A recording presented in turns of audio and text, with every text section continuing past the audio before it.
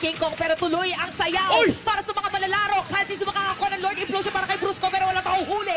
King Kong makapatay na rin. Double kill para kay Super Marco. Make it! Counter mid lane.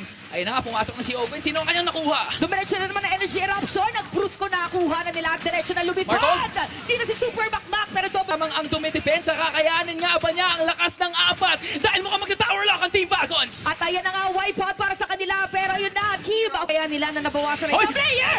Okay, ginamit dito yung Winter Crown. Flap! Sutok pa nga ito na yung mga malupitang combo. Nakapag-flick up. Diretso Crimson Beacon. Ito na may magbawi sa sagot. Nag-side na Team Falcons. Si Kiko doon sa may patalikod. Biglang nawala ang idol na mga kids. Pero teka lang, may pumapasok pa nga dito. May sipa na nagadap. Si Kirk ata ay tutumba. One more hit. Nakakapatalon pa siya. Pero yung mga pokes ng Onyx ngayon, ganun lamang. Oy, teka lang. Si Owen may nasipa dito. Pumasok naman sila. Wala si Amen Force. Pero si Flap TC nakabibigyan bigla ng gold standard. And the mulangil na dahil si King Kong nandun na rin sa likod. Pero nakapul ni Marco.